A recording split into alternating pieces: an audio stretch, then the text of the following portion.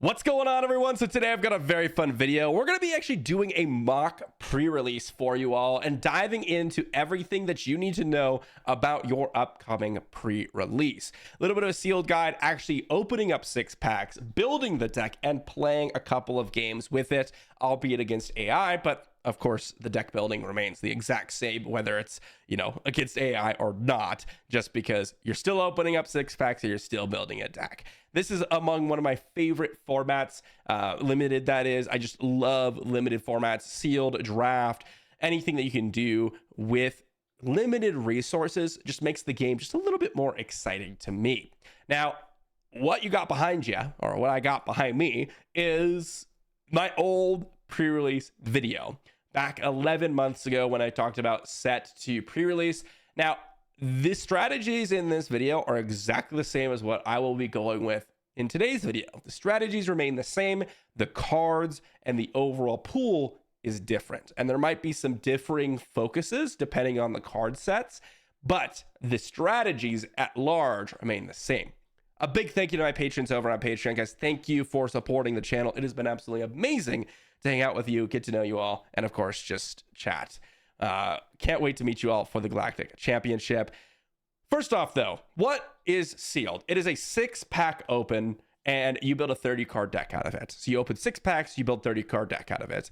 For pre-release, it's basically the same exact thing, except you get 2 guaranteed leaders typically, and that is going to be your starter deck leaders. So Qui-Gon and Darth Maul are going to be your starter deck leaders. So that's going to be a little bit of an added bonus. And, well, you got to figure out what to do with those 6 packs and build the strongest deck possible. So what are the things that we're considering when we're looking at pre-release? The first thing is, what should I be focusing on as I go through my packs? What should I be pulling aside? And what should I even start with? Well, my first suggestion is your leaders. The leaders, especially in Star Wars Unlimited, are going to make up the majority of your overall strategy. They're going to be a guaranteed action and guaranteed body that you can rely on no matter what your deck is. So the question is, okay, do I have a heroism leader? Do I have a villainy leader? If I do, what cards can I play with that? What color combinations of leaders can I make? Right? Do I have a command villainy leader, which has a lower card pool, but maybe super high power level? Does it make up for the lower amount of cards I'm playing or lower amount of card pool I have available? Because again, those packs that you open could have a significant skew towards command cards. Not to mention, a lot of the cards in the set are what I would consider unplayables, which means they're not really functioning because they have a specific combo with something else, and well, or they specifically synergize with something else and you didn't open that in your packs. So something to consider with leaders is, if they're super powerful, can I rely on this leader to win me the game? Or is it just a nice value engine that I can use and utilize a lot of my stronger cards? Leaders are going to be the number one thing I want to think about. After you dive into leaders, you want to look at, well, the second part of this video, which is quantity. How much of a certain card type do I have, or aspect type do I have? So my main aspect, okay, which aspect am I focusing on? Do I have 20 cards in command, but only 5 in the next most played, which isn't typical, by the way. Usually in sealed, I can get on average 24 to 27 cards in my pool that I am happy with playing between my main aspect and my support aspect. But the important part to figure out is, which aspect has the majority of the cards? Okay, it doesn't matter if it's vigilance and maybe I don't like playing vigilance or whatever, or I have a vigilance aspect really dominating, but I don't have a great leader in vigilance. That's going to be my main aspect.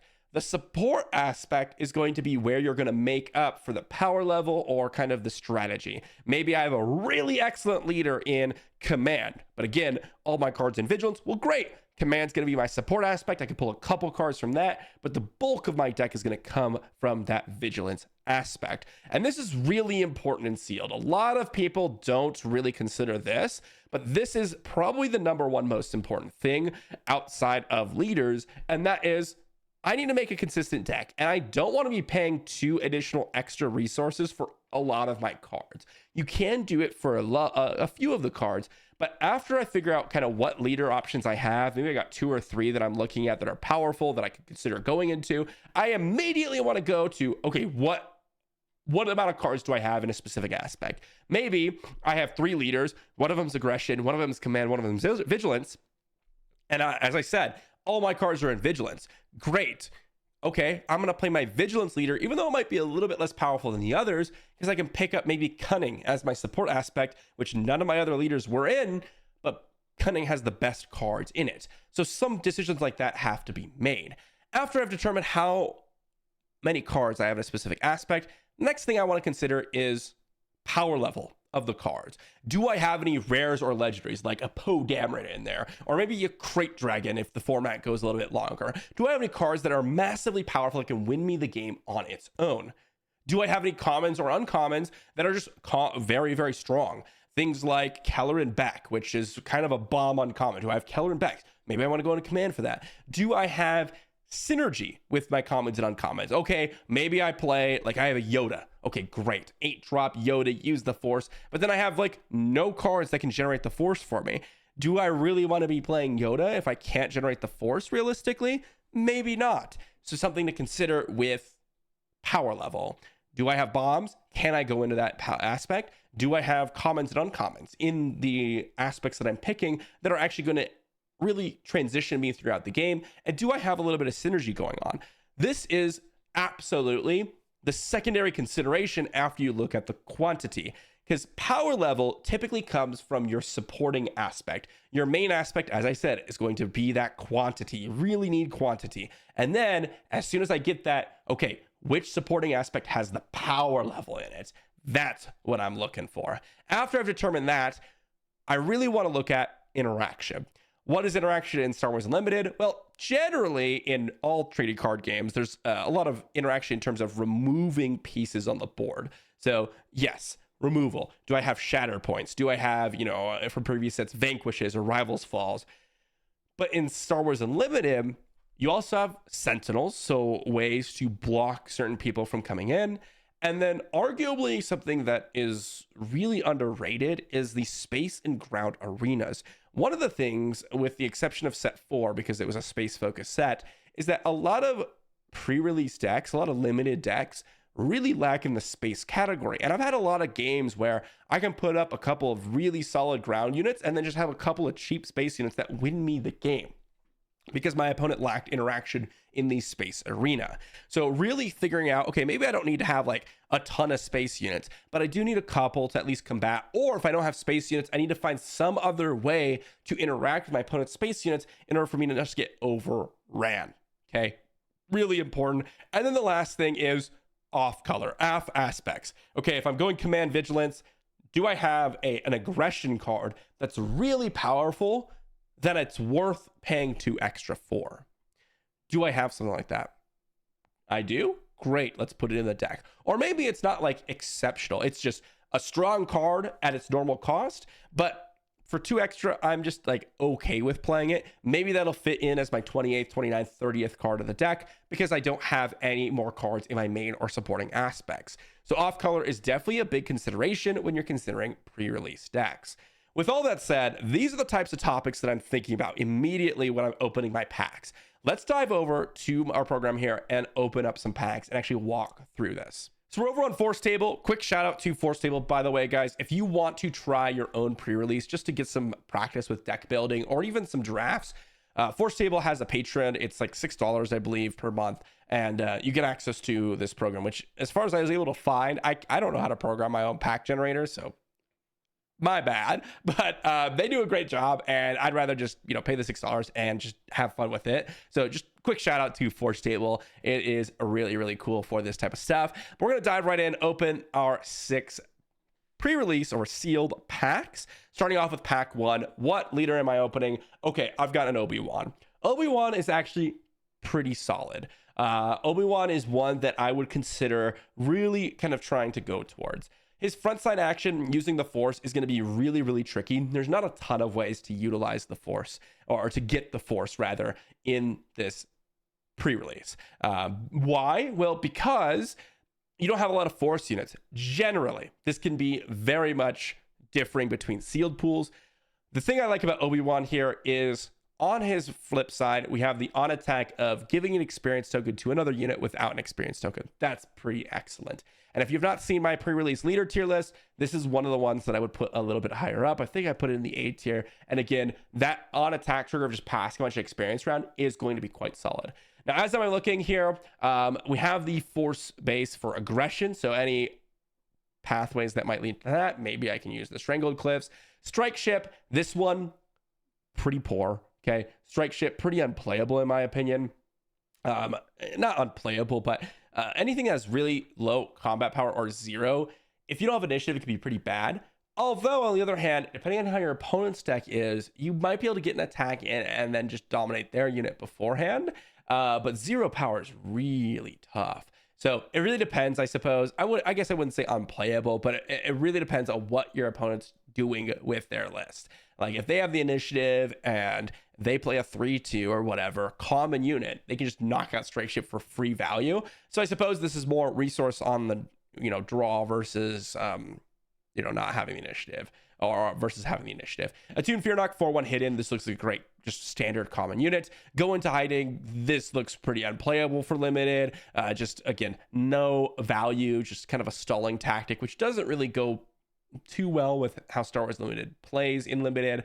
This one is all about using the force, which again is harder to acquire. This one can generate the force if we have a force base. That's something to consider. Bacon Clan Shuttle, totally reasonable space unit, 3 resource, 3/3, kind of standard there.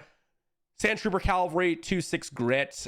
This is kind of on the below average side, but kind of a playable unit. Trident Assault Ship. I know it's behind me, but 6/6 overwhelm for 6 in space is actually totally fine. It's actually a nice win con, so happy with that one. Following the Path, this is something that I would basically never play in limited.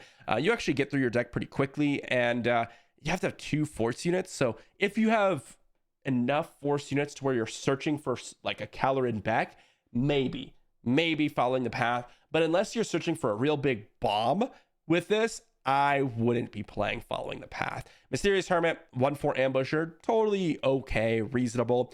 Gunji, this is the first one that I'm actually really excited about. Gunji, 2/5 force unit. So the force is relevant in this set. So the force tag is relevant. But more importantly, it has such high toughness that it can actually be used as a very, very big value unit in the early game. 2/3s are not uncommon to see in limited. This thing really does well against 2/3s. It also does well against other units that may be 3/2s, or even the Attuned Fear Knock, who's a 4/1. So 2/5 force, really looking good. Also matches our Obi-Wan, looks great. BD1, totally reasonable as well. Nice little 1/3 for 1, but also gives something +1/+0. Saboteur shields can be obnoxious and limited. BD1 totally fine. Eighth Brother, really, really good one in limited. 5/7 ambusher for 6, absolutely fantastic. Also going to give you the ability, if you have other force units and you have the force token, or if you have other units and you have the force token, you can give +2/+2 passed around. This thing is definitely on the stronger side of uncommons. We have Premonition of Doom, taking initiative, exhausting all units. Okay, not really all that powerful. And then another Gunji. So great, double Gunji. This already is amazing. What you really want to be seeing is duplicates of cards in similar aspects to start. Okay, right now my command pool is looking the strongest out of this by a large portion. I have the Trident Assault Ship. I have the double Gunji. Okay, great. Any other aspects that I'm looking at? Command Villainy looks pretty good. Okay, Command Villainy. And then maybe the next best card is Attuned Fear Knock. So Eighth Brother is the best card in this pack, in my opinion. Gunji is the second best. So while Eighth Brother is in Command Villainy, it's still something I want to be considering. This is like one of the kind of bomb uncommons that I would consider. Okay, let's move on to the next pack. See what leader I'm opening. Ahsoka Tano. So Ahsoka Tano, not really all that incredible. Really works with the Force as well. And as I said, it's going to be really tough to kind of utilize or generate the Force and then utilize it. 5/6 for 6. It's okay. Nothing to write home about. So Ahsoka Tano, definitely on the lower list than Obi-Wan. But maybe if I have a ton of Vigilance cards, I would consider it. This one, another Aggression Force base. But let's dive into some of the commons and uncommons. Sorcerers of Tuned. 6/6 shielded, force unit and cunning, totally reasonable, totally fine mid-game card, playable but nothing exciting. Knight of Ren is actually quite exciting, a nice stat stick in 3 resource 4/4 common.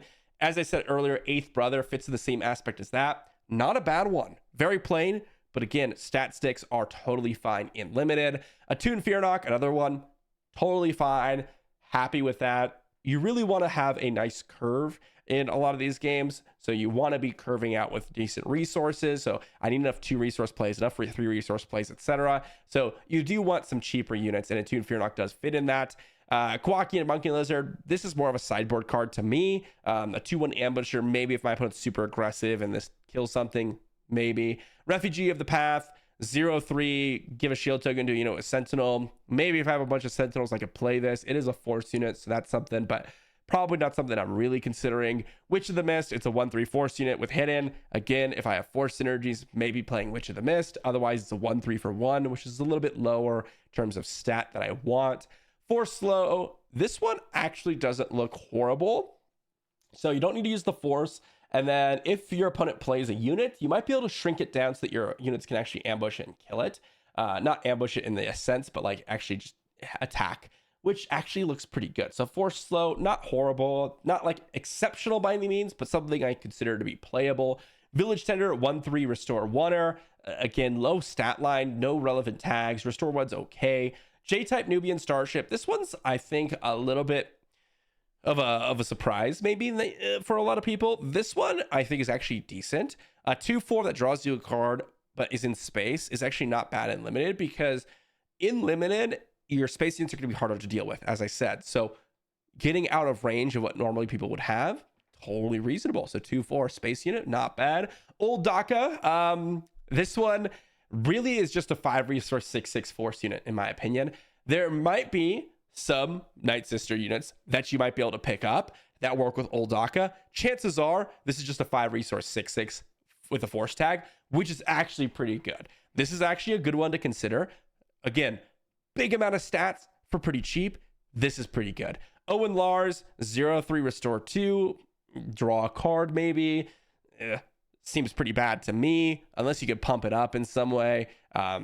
This is the type of card where like Ray from set 2, I would play it, but well, this isn't Ray. We don't have Ray in this set, therefore Owen looks a lot worse.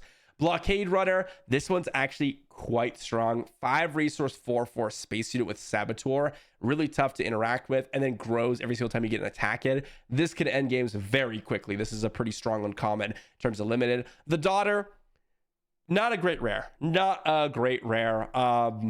This one being a 5 resource 4/6 force unit, ground unit.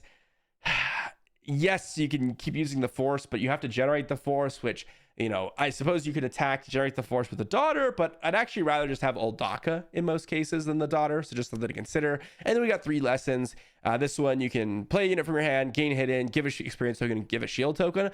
Actually, pretty reasonable. Giving a shield token, experience token for 2 resources is pretty good on a unit, especially in the later stage of the game. So actually a totally fine cunning uncommon. That's pack 2. Let's move on to pack number 3. Into our pack number 3 here. Another Ahsoka Tano, so not excited about that. Obviously, very, very likely to receive duplicate leaders as you're going along. And also the 3rd aggression force base, which we have. Now, as I mentioned in my previous video, I'm not sure what your store owners are going to do. I know my store owner is just going to, or rather, in the past, they have given us the common bases for free, just to utilize. So I don't know what the exact policy on this one is, but just something to think about. So for the first common here, we got Fallen Jedi. Nothing too exciting. 3 resource 3/4 force. Perfectly playable, perfectly okay. Nothing too exciting there. It is just okay stat line. Got the force tag. Jedi Consular, 2 cost 1/4. That's not bad. That's not bad in limited. Not great. If you're able to utilize his action, he suddenly becomes way better. But as I said, it's going to be tough to do that. Now, Jedi Consular is kind of a catch-all in that if you're playing Jedi Consular, you're probably playing the force base. He is a force unit. He can trigger himself.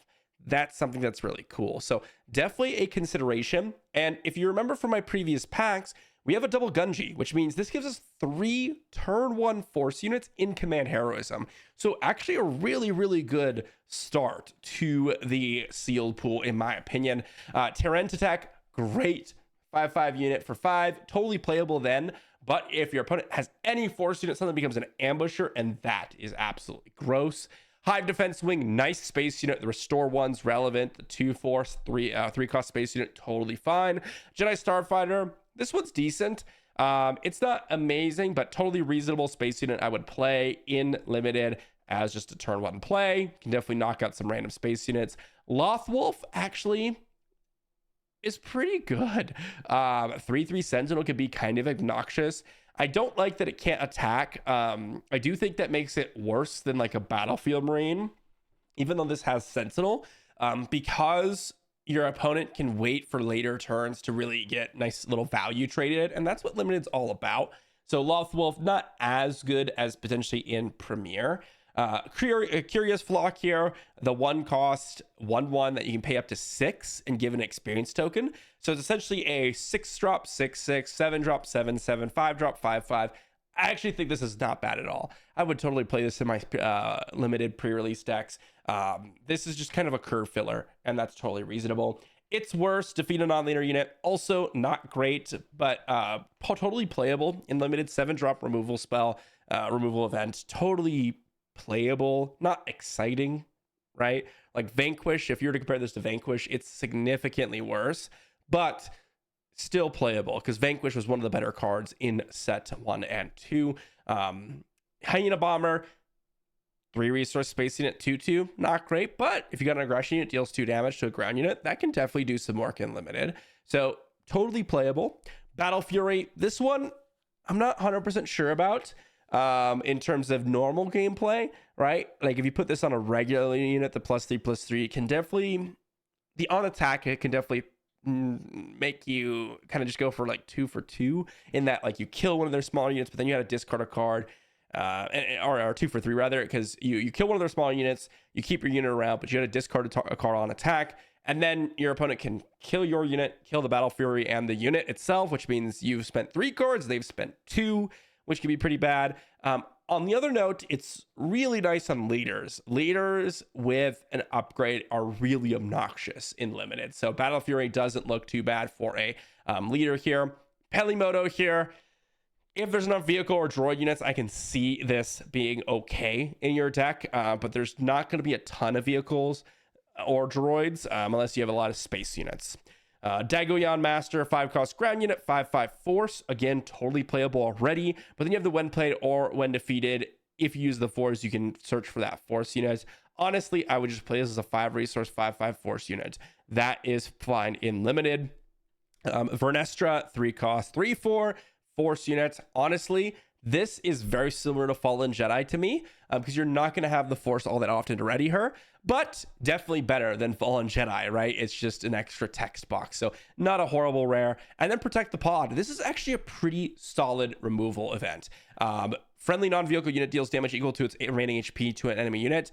Great. This can knock out space units. This can knock out other units. I would totally play this in most of my command decks as long as I have reasonably high toughness. And guess what? We got double Gunji right now. This is looking pretty awesome. Our command so far definitely looks pretty good. Hive Defense Wing is also playable in command. So definitely command being our number 1 aspect at the current moment.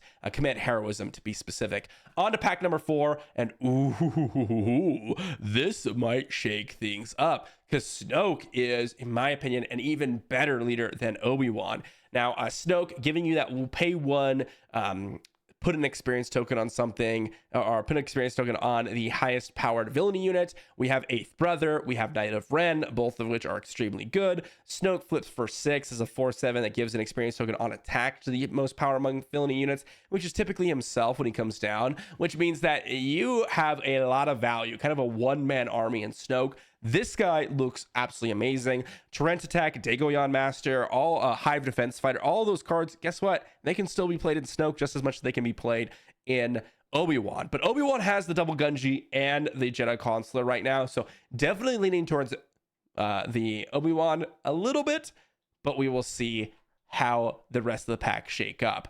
So we got another Banking Clan shuttle, again, totally playable. Another Witch of the Mist, totally playable. Forge Starfighter, this one is on the borderline for me. Yes, it's a space unit, which is valuable, but it's a 1 resource, 1/1, so the 1 damage ping random things that can happen. Definitely weaker against those, obviously. The raid 1 definitely makes it at least an aggressive attacker, so maybe in a more aggressive deck. Or if your opponent doesn't have a lot of space units, this can definitely do some work. So maybe a more sideboard option. Gungan Warrior, really solid common. 3 resource, 3/2 shielded that gets restore 1. Totally playable in my heroism decks. DRK Probe Droid, I would just play this in my main deck. Having a way to defeat upgrades as a 2/3, just totally reasonable, right? 2/3 for 2, totally reasonable play on turn 1. But then you have this extra upside. J-Type Nubian Starship, we already talked about this one, but totally solid. In the Shadows, probably not likely to be played because you're needing a lot of hidden units for this to be playable at all, and we probably won't have that, so I don't think this is playable. Jedi Temple Guards, this is okay. Nice little 2/4 ambusher with Restore 2. It's going to heal you a lot. It's got the Force tag. It's got ambush. It can definitely do some relevant things, so totally okay there. Hunting Nexu, 4 resource, 4/4. Totally reasonable as well. Again, just stats are totally fine. It's got rate 2 if you have aggression unit, which can be a heavy attacker. This is a really solid uncommon. We've got heavy missile gunship, 4/3 resource, 4/3 space unit, but you have this action to deal damage to ground units, so really high value unit here actually, and I am pretty stoked to have this in my pool, although the aggression cards haven't been too crazy so far. Shatterpoint, nice removal option, can defeat a non-leader with 3 or less remaining HP, but also if you get to utilize the Force, suddenly you can defeat any non-leader unit for 4 costs. So if we have any Force synergies, this becomes way better for us and is extremely powerful. Another Peliloto, well, we got the DRK Probe Droid. Maybe if enough vehicle units pop up, this can be pretty good. And then our rare is Time of Crisis. Each player chooses a unit they control, deal 3 damage to each unit. Choose it, not chosen this way. I don't see this being all that powerful. It's definitely, you know, 2-sided, and you really don't want events that are not going to recover you on the board generally, and aren't going to press the advantage. In some decks, you might be able to get like 2 cards of your opponents with this, if you're lucky, and that can be okay. Otherwise, it's a dead card. I could see playing this just as like a high value in some games and then resourcing in others, but not the most exciting rare. And then Tukata, totally reasonable, 3 cost, 4/2, you know, hidden unit. So pack 4, you know, Gungan Warrior, Shatterpoint, Heavy Missile Gunship, all very solid. Tukata, not bad. Snoke is an amazing leader. So if we get enough cards, we do have 8th Brother. This could be the leader we're using. On to the next pack. Let's see what leader we generate here up next. Ooh, we get to follow that up with a Mother Talzin. Absolutely fantastic follow-up after the Snoke. Talzin is another one that I think is absolutely exceptional. Front side action, can use the Force to give something -1/-1 for the phase. Not amazing because we don't have a lot of ways to generate the Force, but if you do have a lot more ways to generate the Force, it does get a lot better. The flip side of her being a 5 resource 3/7 that shrinks down units, that's where it becomes really powerful. You can absolutely dominate the board. In terms of units, we got Sorcerers of Tuned here, Tund, whatever it is. 6/6 shielded, totally fine. Another Fallen Jedi, Cure Wounds. This one, not super disgusting, but here's what I do like about this. If you think about this in like Talzin takes a couple of hits. She's going to be able to generate the Force because she's attacking as a Force unit. Cure Wounds suddenly is able to heal 6 points on Talzin. These types of cards are actually playable in Limited. So not crazy, but I could definitely see in like Mother Talzin or even like a Snoke deck. Definitely. Or even Obi-Wan. Honestly, this one, as I'm talking about it, is raising up in my priority here. 5 cost, 5/5, Blue Squadron Assault Wing, totally playable space unit. It's just a 6-powered space unit attacker. Another Village Tender, kind of mediocre. Grappling Guardian, this one is actually a pretty solid space unit. I would totally play this in my deck. If your opponent has a big space unit, boom, suddenly this just knocks that out, even for 7 resources, which is kind of expensive.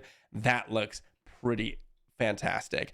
Padawan Starfighter, there's a lot of force units. You could definitely get some value there, but a 2-cost 1/3 space unit, not amazing. But if you have any force units, 2/4, much better. Go into hiding, again, not really playable. Purge Trooper, this one looks fantastic. 3 resource, 4/2 ground unit that can deal 2 damage to a force unit, can definitely give you some leverage on the board. Karis, fantastic turn 1 play. A force unit, which again can generate the force for us, has some payoff for the force, which can be nice. Totally fantastic. HK87 Assassin Droid. This one's interesting. Again, symmetrical effects like this, where you deal 2 damage to all ground units, can be in some cases good, in some cases bad. Like if you're ahead on board, this can really hinder you.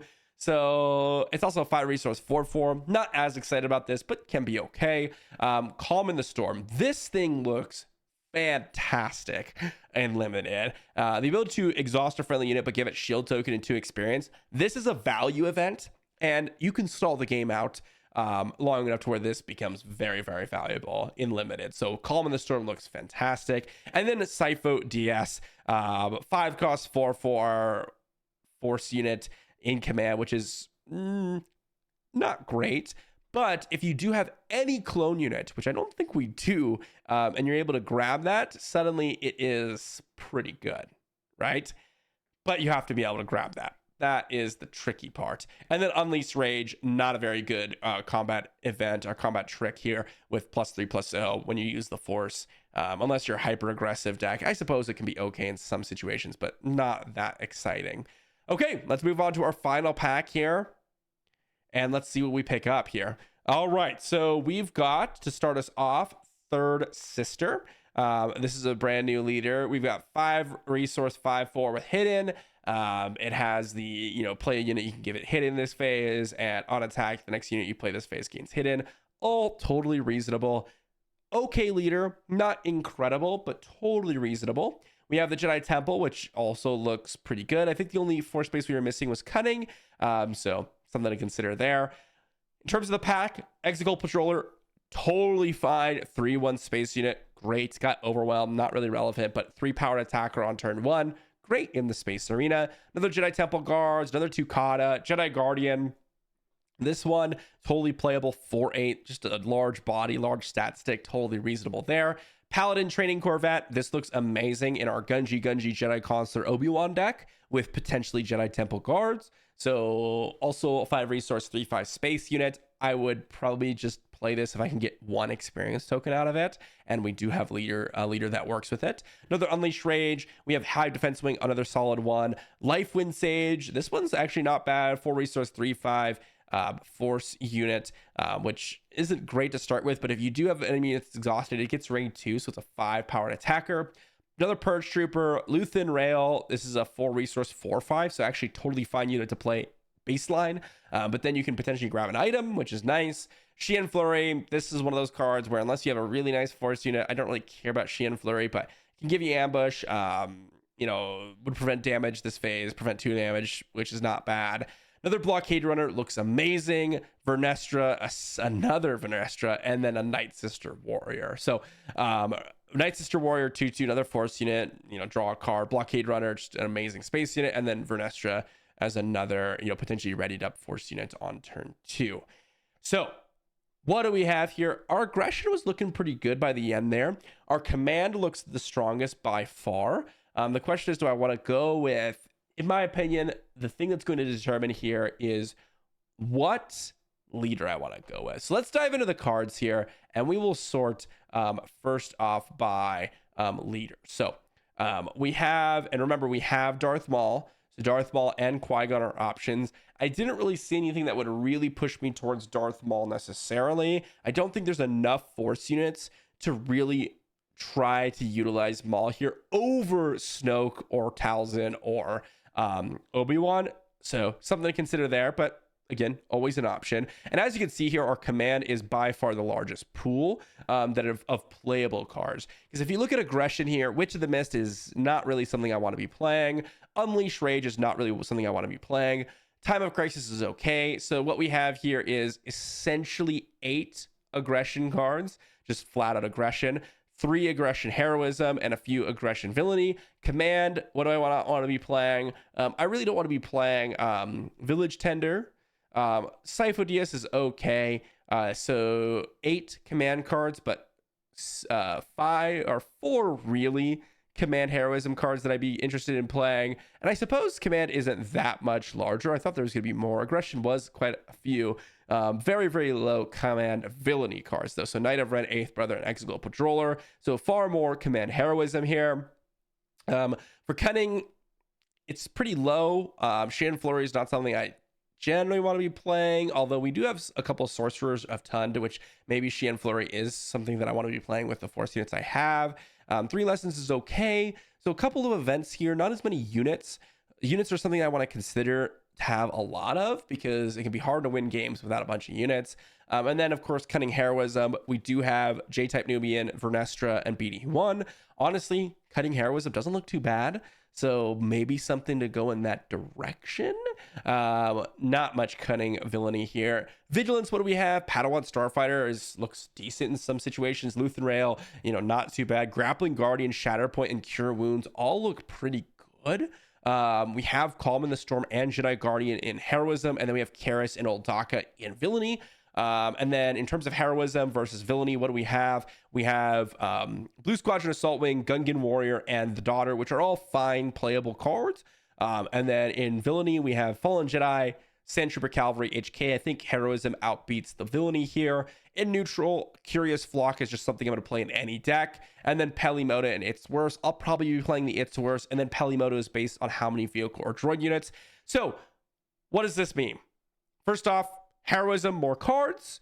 I think our strongest aspect here is probably cunning, just because we have Eighth Brother and Knight of Ren in villainy, which are very, very powerful.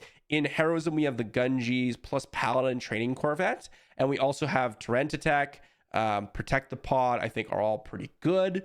In aggression, Heavy Missile Gunship is pretty amazing. I think Battle Fury on Third Sister or Darth Maul or Snoke would be pretty good as well. The Purge Troopers aren't too bad. And then we also have the Blockade Runners, which I think are actually pretty good. So the question is, do I want to try to build something with aggression with the Blockade Runners, the Purge Troopers, and then go into command for like Snoke? Or do I want to go Obi-Wan with Gunji, Jedi Consular, maybe try to go into Vigilance? Or maybe I want to go into aggression, because I do have more aggression options here. You do get a couple more 2-drops with the Attuned Fear Nox. You get the Jedi Starfighter. All right, let's start building here. Let's start building. So we're going to go with Obi-Wan and just kind of see what options that we're going to want to go with. So I'm going to just start with Fortress Vader. I want to play a Force deck because I do have Gungees on turn 1 and Jedi Consular, which means I have 3 turn 1 Force units. So I do want a Force base. I think that's going to be pretty important here. And then let's see here. Ground units. Let's sort by cost here. So we have Curious Flock, we would obviously add. Village Tender, not really excited. The Attuned Fear Nox, we would obviously add the DRK, the Gungees, the Jedi Consular. Pelimoto, do we have enough space units? I guess we'll return to that. Gungan Warrior looks great. The Tukata is probably playable as well. Hunting next to you. I think I would play at least a copy of the Jedi Temple Guards. Honestly, because we have so many Force units, I think, and the Dago Yod Master, I think Jedi Consular, our Temple Guards, actually looks pretty good. Especially in Obi-Wan, because what can happen is, like, if I ambush this out and it lives, I can make it into a 3-powered unit with Obi-Wan, so I do think that makes it a little bit better. Sifo Diaz doesn't look good. Torrent Attack and the Daughter are totally reasonable. We don't really have that great of a late game, which is something to consider. Space units, I mean, we have the Jedi Starfighter. I probably would play the Hive Defense Wings. I'd probably play the Blockade Runners, the Blue Squadron A-Wing, and the Paladin Training Corvette. Trident Assault Ship looks fine. And I'd probably play the Hyena Bomber as well. Events. Protect the Pod looks great. It's Worse looks playable. And then Time of Crisis, maybe, but we're pretty low to the ground. I think Time of Crisis is pretty bad in this deck just because we have a lot of units that would die to it, and we have a pretty low curve. So then what can we pick up? We have quite a few space units, but they're not super expensive. I suppose if we get down Hive Defense Wing and start putting experience on it with the Pelimoto. So I don't think Pelimoto is actually that bad in this deck. So that's something to consider. We are literally playing every single card that we have.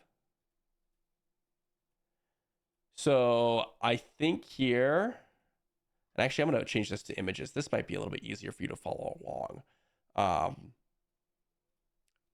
I think a Pelimoto is not bad, but I do want to take a look at out of aspect cards. I do think the out of aspect cards could potentially be warranted here. I think Calm in the Storm is something that we could play. I think Shatterpoint's something that we could play in the deck that we're going to generate the force in. I think for ground units, Eighth Brother's a little bit expensive. It's 8.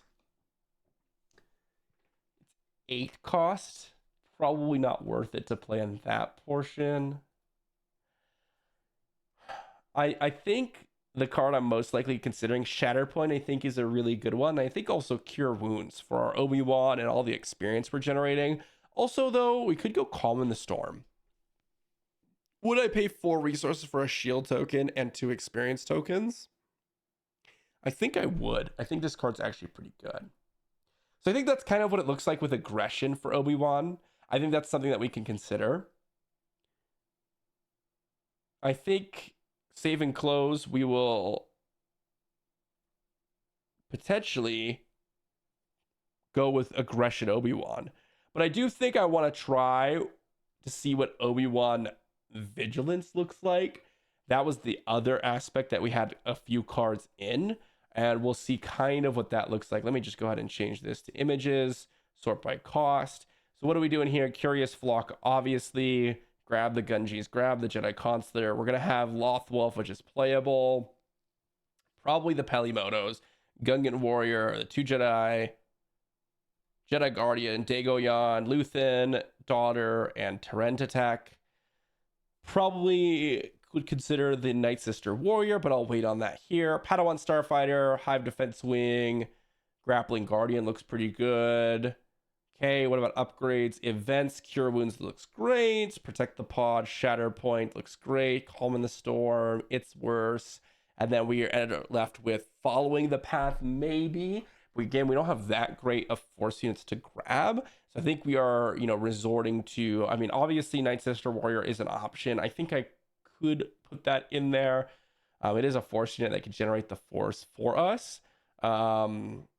What about out of aspect cards? Is there anything I would consider playing here? Yeah, it doesn't look like it. I don't really like a lot of these cards. I think the events are the things that I'd be most likely to consider. Battle Fury, I guess, could be an option. No. It's double out of aspect. That's not going to work. I mean, like a 7 cost Blockade Runner is not great. I do think our out of aspect options are significantly worse for Vigilance. So then what would we have in aspect? We're already playing both Pelimotos, and we don't have as many space units. I suppose.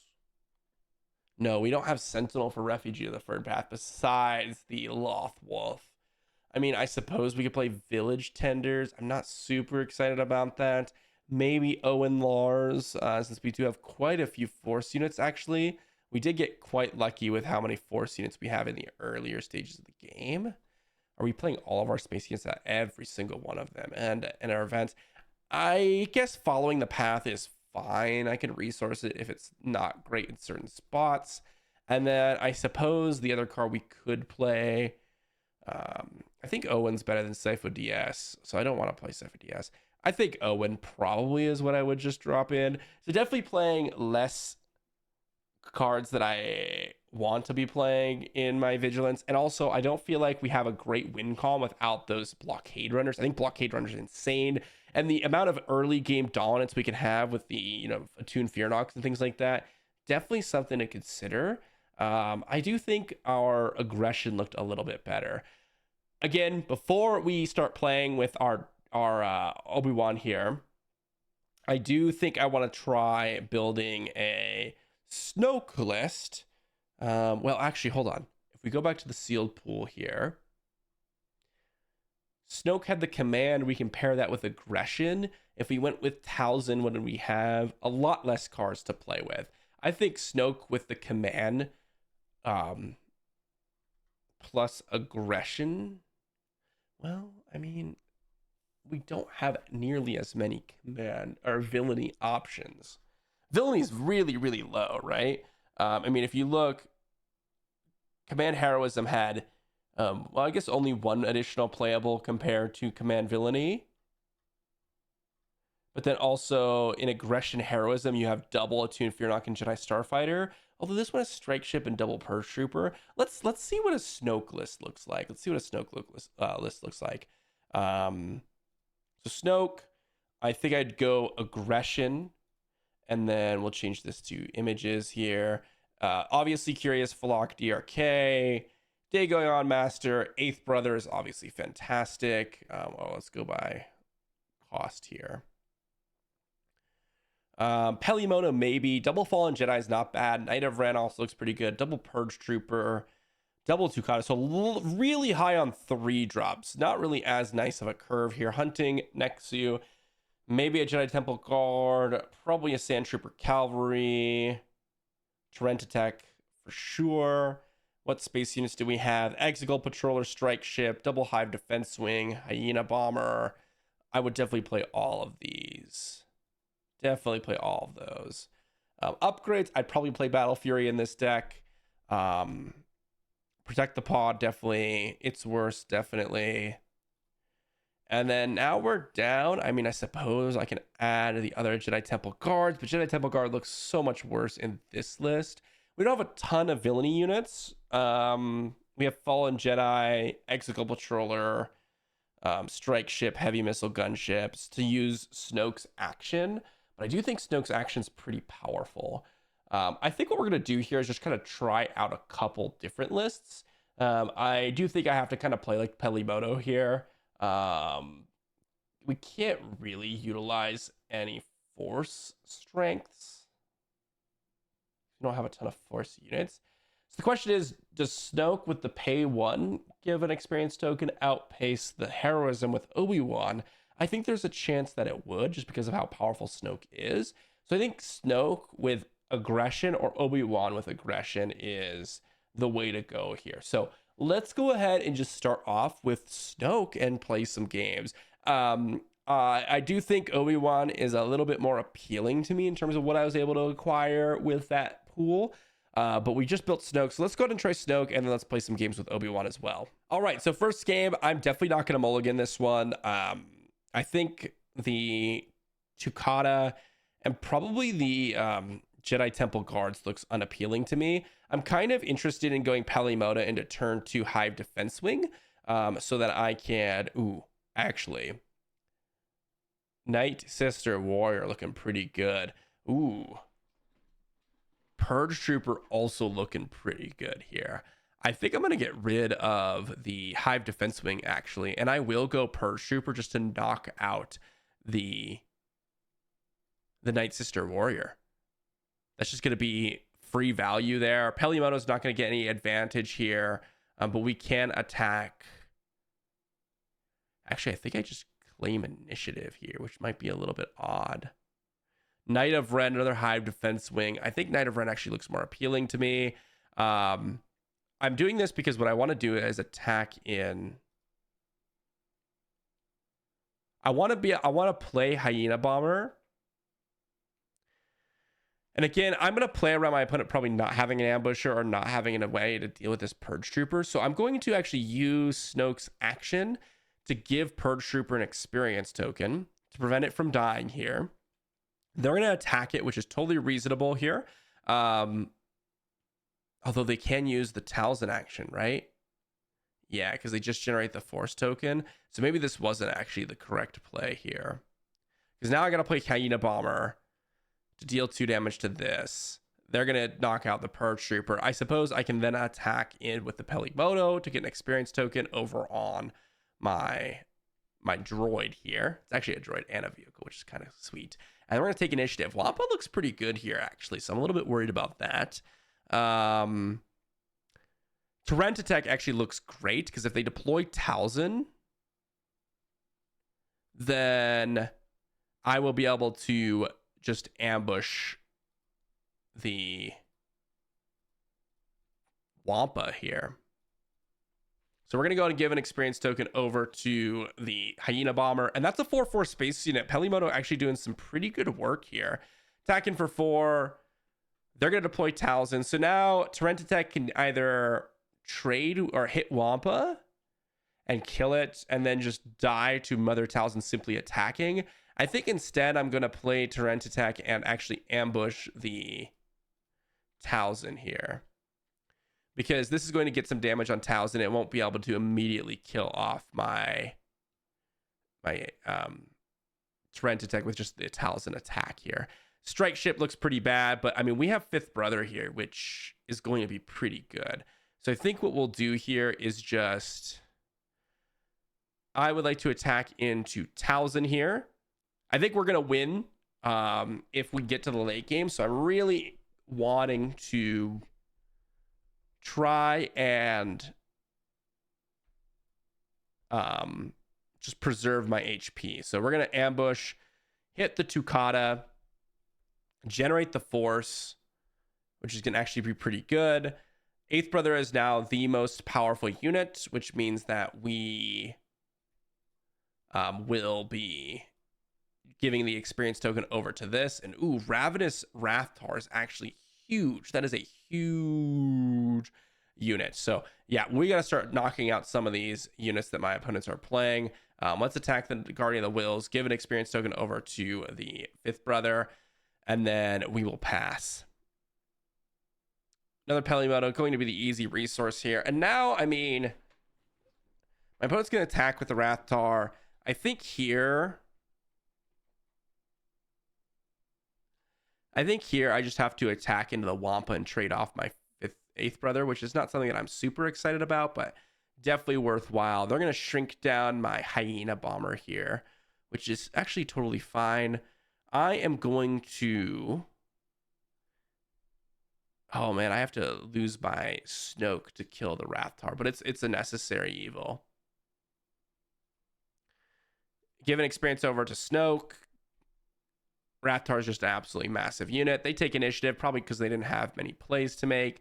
Attack the base for 1 with Pelimoto. Get an experience token over to the Hyena Bomber. I will then play Knight of Ren, and then Fallen Jedi, and then just get an attack in. Pelimoto plus this Hyena Bomber has been getting in a lot of damage. Talzin and just big units, guys. Talzin and big units. Like I said, very, very scary stuff. They're going to get an attack base. That's totally fine. I am actually going to use Snoke's action here to give an experience over to Knight of Ren. They're going to shrink something down. Looks like they're going to shrink down the Hyena Bomber. Okay, so in that case, I will attack in with Pelimoto here to get another experience token over there. Sand Trooper Cavalry. Let's go ahead and play out. Actually, let's go ahead and attack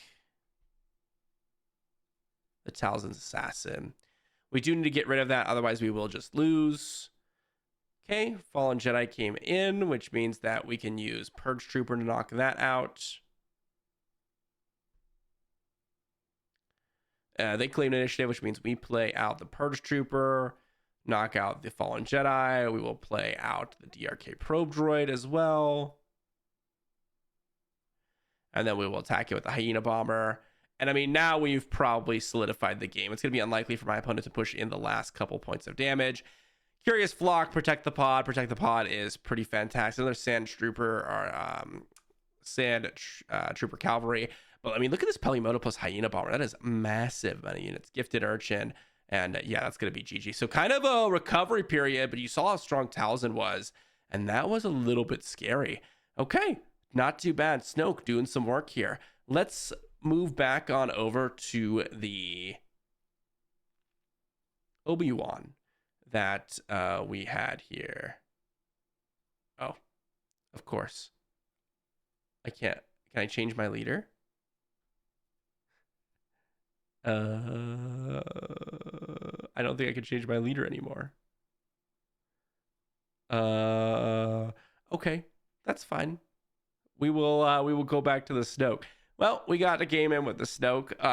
I do think the Obi-Wan option would have been a better deck. I'm not exactly sure what is limiting me. I have not really used this program a ton. So we're going to go ahead and rebuild that deck and jump into the next game. Into the next game here. Not a great one. I think I can do a better hand with a better 2-drop here. Well, I missed my 2-drop entirely. So, you know, sometimes that happens. Let's go ahead and resource probably the Fallen Jedi and Tukata. I guess we'll pass. Youngling Padawan. All right, let's take initiative.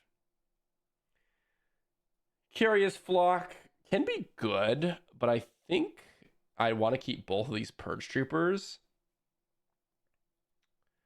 I'll play Purge Trooper. I'll deal 2 damage to their Youngling Padawan. I think if my opponent was playing, they would just knock out Purge Trooper here with the Kit Fisto, and that's exactly what happened. They played a couple of plays, though, and they were able to get a lot of value from the It's Worse. I actually think Battle Fury is going to be really good in this game, so let's go ahead and just resource Hunting Nexu, actually. So they can't attack with a Jedi if I play the Purge Trooper, so I'm just going to go ahead and drop the Purge Trooper and kill the Youngling Padawan.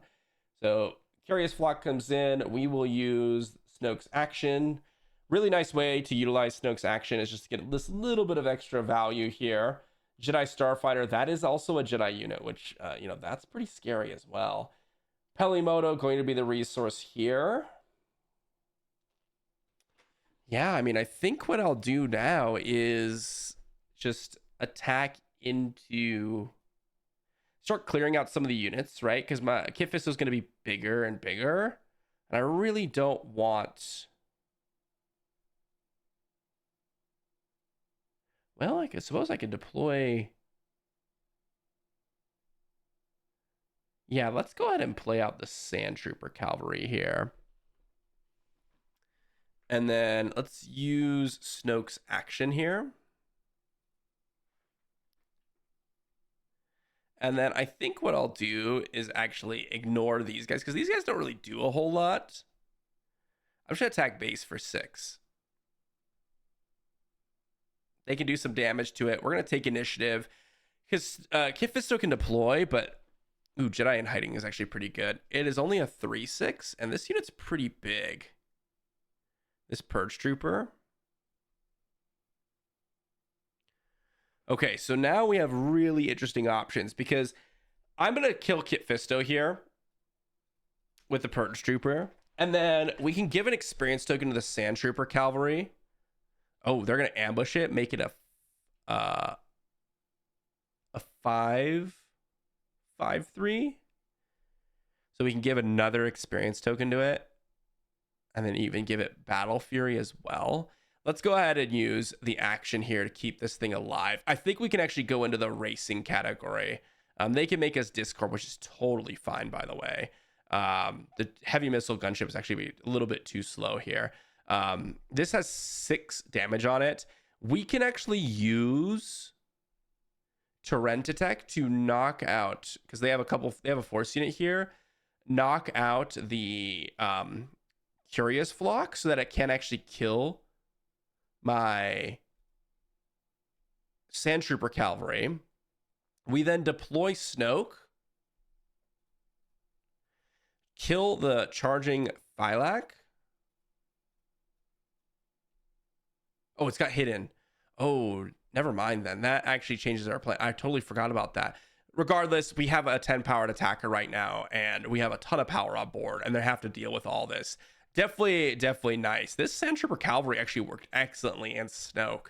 Snoke really buffed him up. Yep, so they'll knock that out. That's fine. We will attack with the Torrent attack, and we can put Battle Fury on Snoke to pump it up even further. But that's going to be GG on this second game. So yeah, Snoke doing some absolute work here. That experience token just absolutely going crazy on that Sand Trooper Cavalry. Well, I don't know why they're at 32 HP actually, but you know what? That's okay. That is okay. We'll play Blockade Runner, I suppose, and then we will take initiative, and then that's going to be GG. So let's move on to the next one and see what we can do with another Snoke game. All right, into the next game. And, well, maybe there's some balancing going on with the leaders. That actually would make sense. Oh, it's actually just additional HP for the AI to beat each round. Okay, that makes sense too. So what do we got here? Strike Ship actually looks pretty good when you got Snoke on the battlefield and Pelimoto in hand. I'm going to resource the Trident Assault Ship and actually the Hive Defense Wing. I'm going to be relying on this Pelimoto to start really ramping up my game plan here, because what's going to happen is I play Strike Ship, attack, and then get an experience token on the Strike Ship, and then get a second experience token with Snoke, which means I'm going to be able to dominate the space arena. So let's attack base, experience token over here, and then action ability, give another experience token over, and that is already a 5-powered attacker in space. That is incredible. Jedi Temple Guard I preserve just because the Restore 2 might be relevant enough. And actually, I think what I'll do here is I will attack with the Pelimoto here. I think we're winning super hard, so I just want to preserve my HP as much as I can. And then here I will play the Jedi Temple Guard, ambush, kill off the droid here, get the Restore 2 in. And remember, they will be able to exhaust my Strike Ship. That's actually totally fine. Blockade Runner, 5th Brother next turn. Definitely going to get down the Blockade Runner here. I will go out and attack it with Strike Ship here. It's going to be able to get me a ton of value. I will exhaust the Pelimoto so I can get in that Restore 2. And I can ignore the Cal Kestis here. With Snoke coming down next turn, and the 8th Brother coming down next turn, I can completely wipe my opponent's board. So this game is over. It's not even going to be playable for my opponent here. Pounce, huh? Attack it for 9. Nice. Let's go ahead and play 8th Brother and ambush the Cal Kestis. They have Volptix. That's fine. We will just deploy Snoke. Ooh, another HRK probe droid. Let's go ahead and attack here. Give an experience token over to the Strike Ship. And then let's attack the Gundarks. Give an experience token over to the 8th Brother. And this is going to be nice because actually whenever we play a unit, we can use the Force to give +2/+2. So 8th Brother really going to kind of generate its own value engine here. Jedi Temple Guards, ignore the units, just attack base, get the Restore 2ing in. And then we'll be able to attack with Blockade Runner, get an experience token over there. And then the Strike Ship's going to be able to attack for 6. So huge value on the board, and my opponent just cannot recover from this for sure. The Heavy Missile Gunship going to be pretty bad. It's going to take too long to get online. The It's Worth Worse is going to be pretty good. Protect the Pod can knock out something, and I'll just protect the Pod actually, because we can go with a double play this turn. So protect the Pod. We will make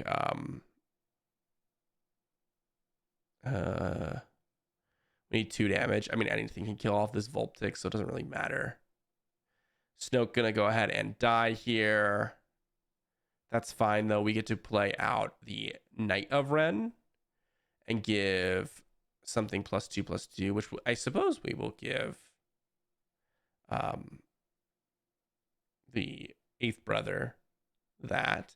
Now we can attack with Pelimoto, give another experience token over to the strike ship. And honestly, Pelimoto's been incredible, but my opponent hasn't really been targeting it, so I don't think it'll be that good in general in player games. But still, I mean, this is incredible. The deck has been pretty good. I still think Obi-Wan would have had some really nice options going for it, but I do think Snoke did some major work, and that's kind of just what Snoke does. And there you have it there, guys. There is kind of like a practice sealed run. I do think Obi-Wan would have been really cool to see. I think Gunji plus just the experience generation would have been a really nice aggressive way to win the game. And you saw in those games where they have additional HP, that's not really how normal sealed would work. So the extra aggression in Obi-Wan getting the experience tokens earlier probably would have just overrun our opponents with things like Gunji being 3/6s or Jedi Concer being 2/5s and giving us resource cost reductions. Those types of things are insane. That said, Snoke is disgusting. Okay, Snoke is absolutely gross too. So I don't think you could have gone wrong with either one. I just note that having a very early game curve like the Obi-Wan has an advantage that other decks wouldn't have. So like the Tukatas, the Gunjis, like it would have been tough for our opponent to come back against that Obi-Wan deck. So I think that would have been the nice one. And then with the blockade runners to finish it off, I think our opponent would have been really in trouble every single game, and we wouldn't have gotten overrun in any of our games. Whereas the Snoke deck, you could have gotten overrun in some of those games. As you saw, it was pretty close in a couple of them with like the Talzin on the opposing side of the battlefield. The Trent deck was actually amazing, though, for that game. That said, that is pre-release, guys. Hopefully that kind of just helped you think about pre-release, gave you some topics to cover, and overall help you absolutely dominate your pre-release. That's the goal today. Let me know in the comment section down below if you guys are attending, and let me know how it goes, guys. Return to the video in a couple weeks and post a comment, guys. I'm curious to know. Thanks for watching. I'll see you all for the next one.